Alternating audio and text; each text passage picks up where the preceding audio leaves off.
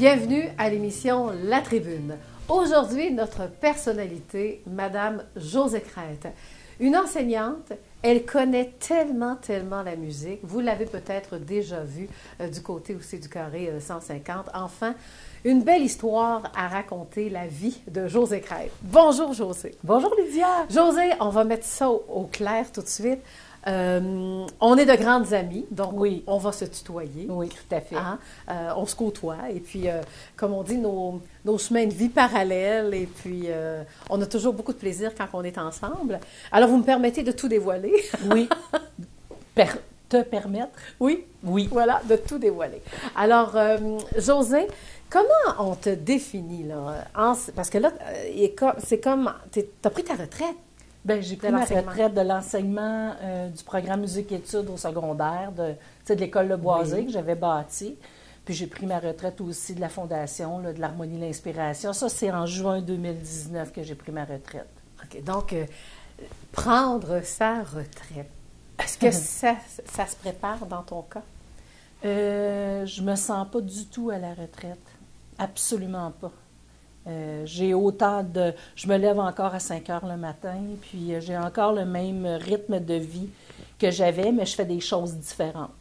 OK. D'ailleurs, on va en reparler.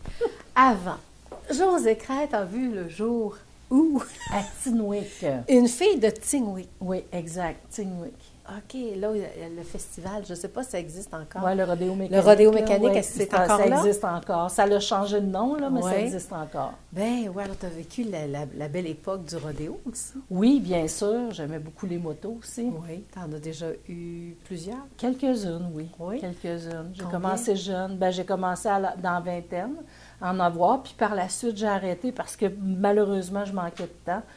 Je travaillais toujours la fin de semaine. Les musiciens, vous savez, on joue la fin de semaine dans les mariages. Les gigs étaient toujours la fin de semaine. Puis par la suite, les conseils d'administration aussi étaient souvent pendant la fin de semaine. Donc, en faire tout seul. Puis il pleuvait beaucoup. J'ai eu quelques années de suite qui pleuvait beaucoup. J'ai un peu laissé ça de côté. Puis quand j'ai rencontré mon époux actuel... il y en avait une, puis là, le goût est revenu, puis là, j'en ai refait encore pendant quelques années. On parle un petit peu de la famille, la famille Crête. Hein? Ta maman, qui est une grande enseignante aussi, on peut dire, elle a enseigné jusqu'à temps qu'elle je suis venue au monde, parce qu'à l'époque, les gens enseignaient, puis dès qu'elles étaient enceintes, ils prenaient souvent la maison. Là. Mais maintenant, elle était très occupée. Elle a travaillé avec mon père toute sa vie pratiquement. Mon père était boulanger et mon grand-père aussi. Mes oncles. Il y avait beaucoup de boulangers dans ma famille.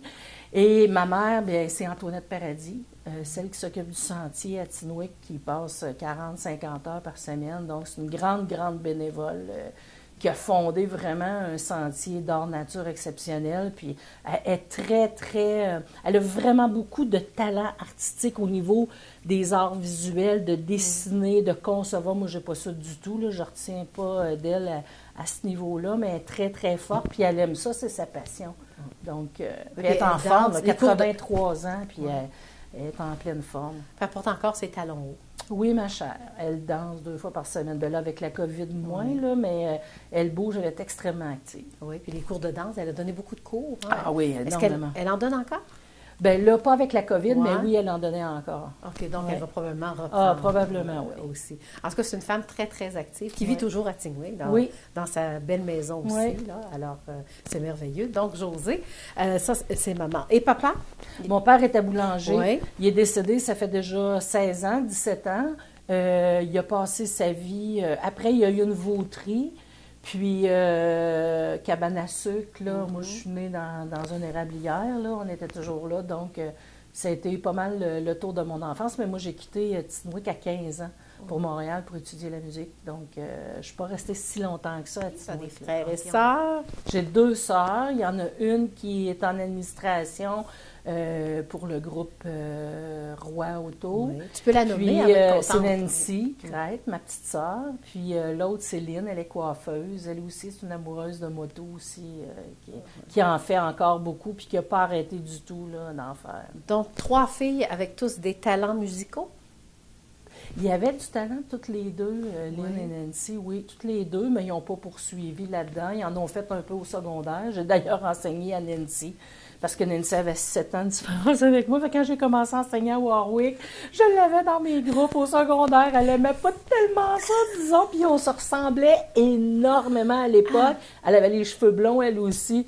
Puis les profs l'appelaient Josée parce que j'avais étudié dans cette école. C'était drôle, c'était vraiment drôle. Ah oui, puis même elle se forçait. Il fallait qu'elle soit bonne aussi devant les autres. Mais elle était bonne, de toute façon, elle avait du talent. Elle n'avait rien à craindre de ce côté-là. Oui. Alors, Josée, donc, quand tu dis que tu as déménagé pour aller suivre tes études à l'âge de 15 ans? Oui, à 15 ans, je suis partie au secondaire, après mon secondaire 5. OK. Je suis partie, j'ai commencé l'école un peu avant les 5, autres. Où tu j'ai fait mon secondaire 1, 2, 3, 4 à Warwick, à l'école secondaire de Warwick, qui n'était pas l'école Monique Proulx à l'époque, parce que je suis quand même, ça fait quand même un bon bout de temps. C'est ça. Et mon 5e secondaire, je l'ai fait à l'école Le Boisé avec Pierre Raté, qui enseignait la musique. De toute façon, j'aimais tellement la musique que ça faisait déjà depuis secondaire 1, j'avais décidé que c'est ce que je voulais faire. Mais le déclic, c'est venu comment? En jouant ou en...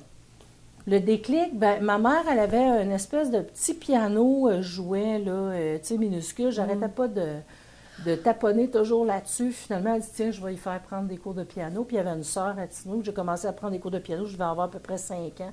J'ai étudié avec Jocelyne Charland aussi. Je suis retournée avec la sœur après. Puis j'ai jamais arrêté. J'ai jamais arrêté. Il y a eu un moment donné que je voulais plus pratiquer parce qu'on a toutes...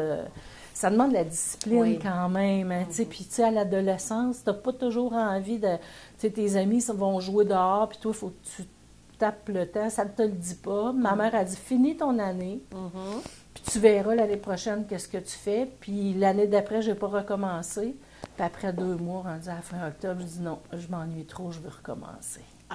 J'aimais trop être sur la scène puis jouer. C'est ça que j'aime. C'est ça que j'aime le plus. Oui, pour en devenir, à un moment donné, chef d'orchestre aussi. Oui, bien ça, c'était pas prévu. Là. Ça, c'était pas prévu. J'ai jamais eu ça comme objectif de carrière du tout. Là. Mais c'est très rare, une femme chef d'orchestre? Il y en a de plus en plus. Là. Il commence à en avoir de plus en plus. Mais oui, effectivement, parce que quand je suis rentrée au cégep, j'ai pris la trompette comme instrument second. J'étais toute seule dans le big band de filles. Il n'y avait aucune fille dans le big band.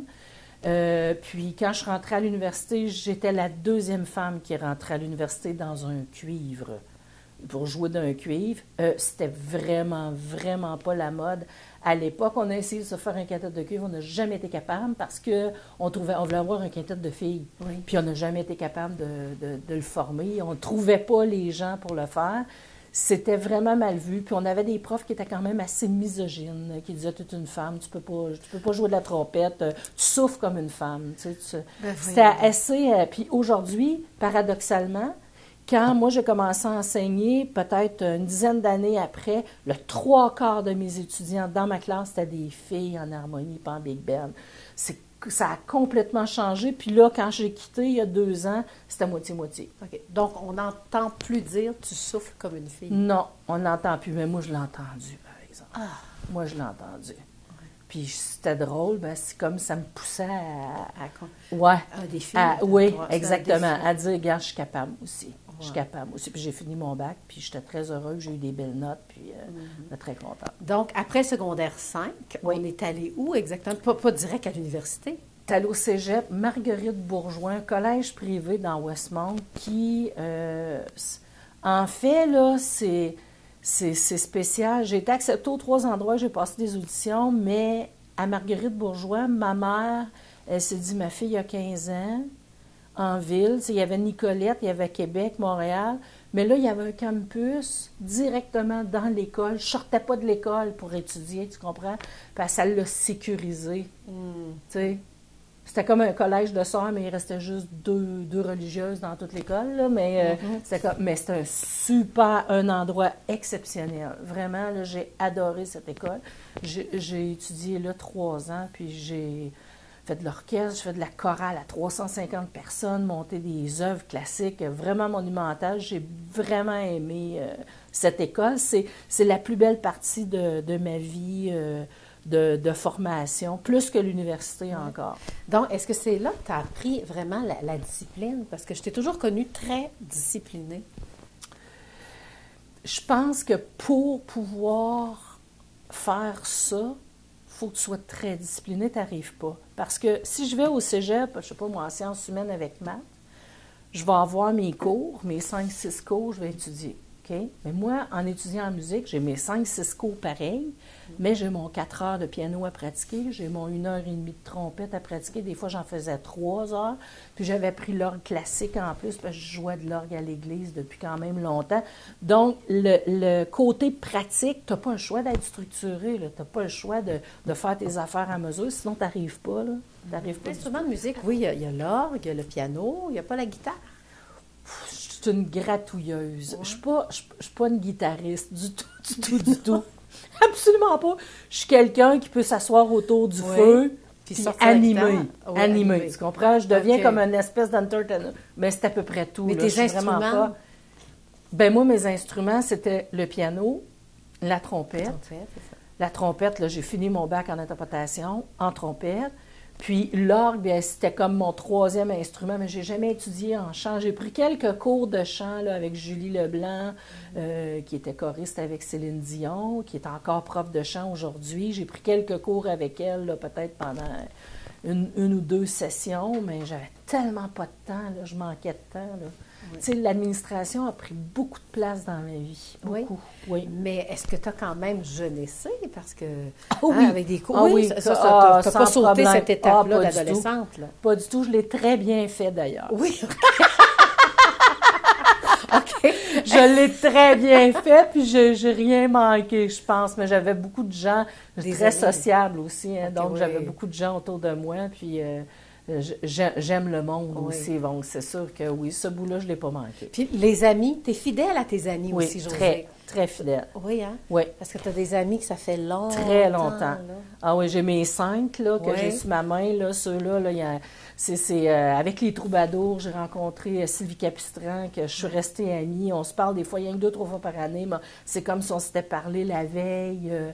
Ça, les Troubadours, ça a été une période que j'ai adoré, les Corps de Clairon, là, où j'ai rencontré Michel Lambert, là, le frère de Jean-Pierre. Ça a été toute une expérience. Ça, j'ai adoré cette expérience. Ça, c'est dommage, il n'y en a plus à Victoriaville.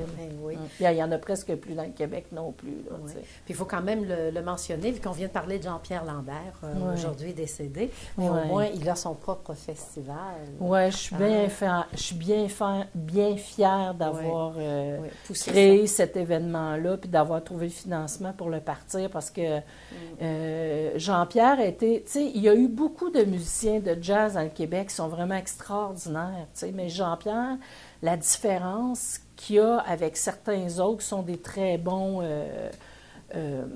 interprètes, c'est que lui, il a donné beaucoup de temps pour former les jeunes. Tu sais, Sortie 210, là, c'était vraiment un groupe là, qu'on a tenu à bout de bras, moi puis Jean-Pierre, on l'a fondé ensemble, puis c'était pour former le jazz auprès des jeunes. Puis, c'est un type qui ne faisait pas juste du swing, il faisait du latin, du brésilien, du cubain, de l'africain. Donc, il a vraiment changé la manière, dans le Québec, de faire le jazz. Ça, je trouve ça... je trouve qu'il méritait d'avoir cet événement-là à son nom, JPL Victo Jazz. Ça sonne bien. Ça sonne très bien. Ça sonne très bien. Oui. On est heureuse. Ah oui, puis c'est dans le carré 150 en plus. On a tellement rêvé de cette bâtisse-là aussi. Là, que... Oui. En parlant de Jean-Pierre, c'était lui qui faisait quand même le musicien à la radio aussi. C'est quoi l'émission? Oui, à la semaine prochaine. La semaine prochaine, c'était à la fin, là, il était là. Oui, exactement. Mais c'est un musicien qui a accompagné un paquet d'artistes puis tout ça. Là, il gagnait sa vie. Là. C'était un musicien professionnel qui avait de l'enseignement aussi à côté, comme à peu près tous les musiciens aujourd'hui. Hein. Ils doivent avoir une partie d'enseignement pour pouvoir être capables de vivre, là, parce que la vie de musicien n'est pas facile. Oui. Puis, si Jean-Pierre était vivant, il dirait oui, ça n'a pas été facile. Non, il n'y avait jamais rien de facile. Non. Voilà. Et pour Josée Crête, parce qu'il y a eu quand même du développement aussi au niveau musical, parce qu'à un moment donné, les cours, les formations, parce que là, on y va, t'enseignes. Ton début de l'enseignement, c'était en quelle année? 82. Oh! En 82, tu as En commencé? 82, j'ai commencé à enseigner. Tu arrivais de l'université? J'avais pas fini. J'avais juste 1 an d'université de fait. À Sherbrooke? Où tu étais? Moi, je suis allée à Montréal, à l'UQAM. J'avais pas terminé, mais il y avait de l'emploi. Puis j'avais fait beaucoup de bénévolat autour, puis ben, ils ont pensé à moi. Mais avec les années, tu es quand même retournée aussi pour suivre des cours de chef d'orchestre. Je suis aussi, tout. Ben, ça, c'est de la formation. Oui, ça, c'est de la formation continue. J'ai pas mal suivi de la formation presque à tous les ans, régulièrement, des cours privés en direction par la suite, parce que je n'avais pas pris de cours en direction musicale du tout, mais là, tu es avec un groupe, tu as formé une harmonie, tu as formé un big band. Oui, ben là, à un moment donné, tu te regardes diriger, puis tu te dis, mon Dieu, Seigneur, j'ai l'air d'un ange, je ne sais pas diriger du tout, je suis mauvaise, je suis affreuse. C'est moi qui ralentis les étudiants, c'est de ma faute. Puis là, tu te regardes, puis tu te dis, non, je ne l'ai pas pantoute. Donc, je suis allée prendre des cours. Je commençais à suivre des cours à l'Université de Montréal, puis après ça, des cours privés. Puis, je suis allée chercher du perfectionnement. Je n'étais pas un grand chef, mais j'étais contente de ce que j'avais. Oui. J'étais contente de ce que j'avais fait. Puis surtout le niveau aussi, parce que, tu sais, je jouais du grade 5 avec des étudiants de secondaire 5, quand c'est supposé d'être du niveau universitaire. On les poussait, là. Tu sais, j'étais ambitieuse, là. Puis je les poussais. Ils apprenaient vraiment les grands classiques de la musique. Oui, aussi, mais le pop aussi, musique de film, le latin, le jazz. Moi, je veux pas faire juste une sorte. Il y a des écoles qui faisaient que du classique. Puis moi, j'ai toujours été contre ça. Toujours été contre ça. Moi, je pense que ça devrait être équilibré, moitié-moitié. Puis aussi dans la musique, à un moment donné, on voit aussi, bon, quand on parle de concours soliste, de Fédération des harmonies, parle-moi de ce cheminement-là, parce que tu as toujours occupé des postes de direction aussi, hein? Oui, c'est vrai. C'est drôle, ça. C'est un peu... c'est un hasard, en fait. Je suis allée à l'Assemblée générale de la Fédération des harmonies après avoir... même pas fait un festival. Oui, j'avais fait un festival des harmonies avec le groupe. C'était la première fois que j'y allais. Là. Il y en a qui sont allés là étudiants. Moi, je connaissais pas ça du tout. Là. Tu sais, Denis Lalonde, je savais...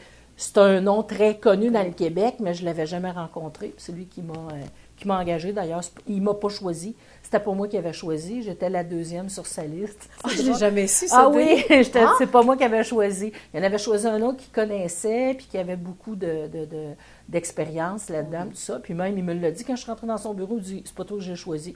Je voulais juste te le dire. C'est là que je vais savoir si tu m'as compté du vent à ton entrevue ou pas. » Tu sais, dis-moi, j'aimerais ça, il dit que tu ailles avec, en concours, j'aimerais ça que tu fasses jouer une quinzaine de solistes la première année, puis la deuxième année, j'aimerais ça que tu amènes un harmonie au Festival des harmonies. J'ai fait comme, je suis sortie du bureau, là, j'avais les épaules pesantes, puis on est allé la première année, j'ai emmené des solistes, il y en a 5 qui ont gagné, puis j'ai présenté un groupe en harmonie, tout le monde commençait à jouer. C'était le problème. Quelques-uns avaient déjà un peu soufflé là-dedans, là, mais sans prof privé. Puis on a gagné la première place.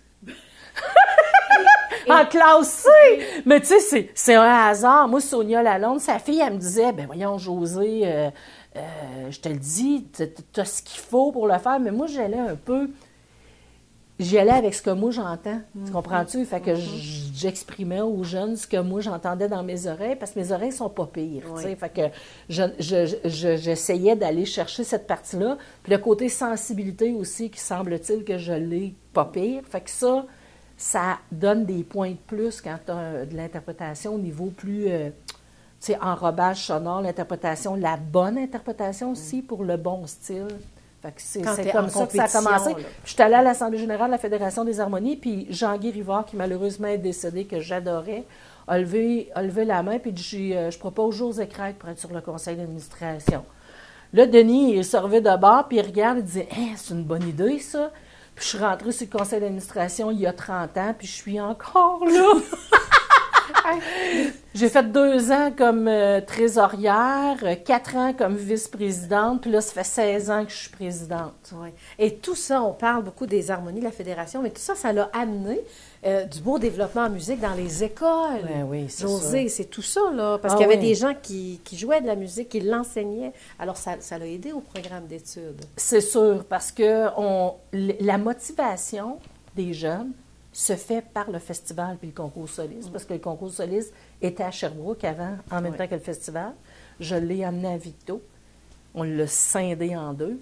Puis ça leur donne de la motivation aux jeunes parce que juste jouer un concert à la fin de l'année, là, c'est peut-être pas assez pour donner une espèce de motivation. Mais là, ils ont hâte d'y aller. C'est 3 jours, ils couchent là. Puis c'est à grandeur du Québec, de gang. Ah oui, puis Québec. ça a monté à 10 000 musiciens là, il y a 8 ans, 9 ans. Là, c'est l'effervescence. C'est sûr qu'on est dans le COVID, là, puis que c'est particulier, on est à distance, là, mais quand ça va revenir, ça va être le fun. Ouais. Là, tu vas m'expliquer ce que tu portes. Ça serait le temps Je le mets rarement. C'est un prix que j'ai reçu à l'Assemblée nationale. C'est le prix Dollard Morin pour du bénévolat, naturellement, fait avec la Fédération des harmonies. Puis c'est le Grand Prix national du loisir et de la culture. Il donne des prix par région. Puis il y a 2 prix qui sont nationaux. Il y en a un pour le sport, puis il y en a un pour culture et... puis moi, j'ai eu celui culture et loisirs. Oui, comment on se sent? Parce que là, on se rend... parce que c'est toute une soirée, hein, dans le fond. Ah oui, c'est une belle reconnaissance pour le temps bénévole que je mets, parce que je mets quand même 30-40 heures par semaine de bénévolat dans ma vie, depuis très longtemps que je fais ça. Fait que ce soit pour Diffusion Momentum au Carré 150, que je suis là depuis 8 ans, 9 ans, je pense, que ce soit Concours Solis, le Festival des Harmonies, j'étais présidente aussi. Là, je me suis trouvée de la relève, ça c'est le fun, au concours et au festival. Le Sortie 210, que j'ai quand même passé un bon 17-18 ans certainement au début. Là. Je n'ai pas compté le nombre d'années, mais le fondé, fait que c'est pour le temps bénévole fait au niveau administratif surtout, là, puis organisation. Maintenant, Josée, quand on fait, on est à la retraite, tout ça, tu as l'air heureuse. Ah, je suis super bien. Oui, hein? Je suis vraiment très, très bien parce qu'on choisit. C'est ça que j'aime à la retraite. On choisit nos batailles, on choisit les activités qu'on veut faire, puis on choisit le bénévolat qu'on veut faire. Moi, j'ai toujours choisi, mais il y a des choses, des fois, qui sont moins plaisantes à faire dans un travail. Tu sais, je vais citer Daniel Scott, qui me disait, tu sais, moi, je veux faire pas la même chose que ce que je faisais, mais je veux apporter quelque chose d'autre à un autre organisme qui est proche de moi, mais qui va être différent dans ma... Puis, tu sais, là, il dirige le Parmi nous 3 jours par semaine. C'est merveilleux, puis il a l'air heureux, il fait une super job. Fait que c'est la même chose. Moi, je fais des choses que j'aime. J'aime le contact avec les gens, puis je veux voyager plus. Là, c'est sûr que la COVID nous a un peu empêchés de voyager. J'aime beaucoup l'Europe, là. C'est sûr, j'aime beaucoup, beaucoup, beaucoup l'Europe. Moi, j'aimerais ça, éventuellement, ça ne sera pas pour tout de suite, mais partir là, pendant plusieurs mois, là, tu sais, en motorisé, là, quand mon chum va ralentir aussi, parce qu'il n'a pas ralenti vraiment, lui. Fait que, on n'a pas ralenti ni un ni l'autre, finalement. Mais aussi, moi, je trouve qu'à l'international, tu fais partie de nos ambassadeurs aussi dans la région, parce que tes jeunes en musique ont ramené des beaux prix aussi du côté européen, parlement. Oui, bien, en fait, c'est plus des échanges qu'on a fait avec l'Europe. À tous les 2 ans, on allait en Europe avec les jeunes, puis eux revenaient par la suite. On faisait des échanges avec eux. Fait que ça, oui. Il y a eu des très beaux échanges qui ont duré de 2003 jusqu'à temps que je prenne ma retraite. Comprends-tu? Fait que, tu sais, je l'ai fait à tous les ans. J'ai fait avec Sortie 210 aussi, quand on est allé à Montreux, qu'on est allé faire des grands festivals, tu sais, à Huy, en Belgique. Puis imagine le transport des instruments de musique. Ça, c'est quelque chose. Raconte-moi des anecdotes. Oh, ben, il y en a plein. Vas-y. Il y en a plein. Avec Sortie 210, je vais t'en compter Juste une. Oui. On est à Nice, on reprend l'avion pour revenir, puis il fallait apporter tous les instruments à cette époque-là, tu sais, le drum, puis il y avait un grand caisson pour mettre les pieds du drum, puis là, ben naturellement, il était au nom, mettons, d'une tromboniste, je me rappelle plus c'est qui l'avait, puis là, ben, eux autres, ils pensaient que c'était des fusils. Non. Fait que là, ça a retardé l'avion à cause de ça. Là, il y a tellement de choses qui ont été extraordinaires dans ces échanges-là. C'est nourrissant, ça. C'est nourrissant ce que les jeunes... Puis ils retournent, hein, souvent, il y en a qui retournent après. Là, c'est triste pour ceux qui sont là qui n'ont pas pu le vivre, là. T'sais, moi, mon filleul, là, il n'a pas pu vivre cette expérience-là. Il est en secondaire 5 cette année. Là, puis il avait tellement hâte, eux autres, d'aller en Europe et de pouvoir faire l'échange avec un autre groupe, mais... Que voulez-vous, c'est la vie, hein? On a tout... Alors voilà, donc Josée, c'est déjà tout, hein? Mais 30 minutes avec Josée Crête, il y en a tellement encore à dire. Alors j'espère qu'un jour, on aura l'occasion de refaire une autre entrevue. Tu me réinviteras. Ben oui, bon, ben j'aurais peut-être d'autres petites nouvelles. Ça, je sais, t'en as toujours, mais elle veut rien me dire aussi. Ben, il y a des choses qui ne sont pas confirmées. On ne peut pas les dire. Dans Ben ce temps-là, tu connais, tu sais. Oui, je le sais. Il n'y a pas de problème. Je suis capable d'attendre. Oui. Alors, à la prochaine. Merci d'avoir été si généreuse aussi en entrevue. C'est très gentil. Alors voilà, c'était Josée Crête, et dans le temps que j'étais blonde, on pensait pour sœur. Hein? Et puis ça complète cette émission, donc, La Tribune.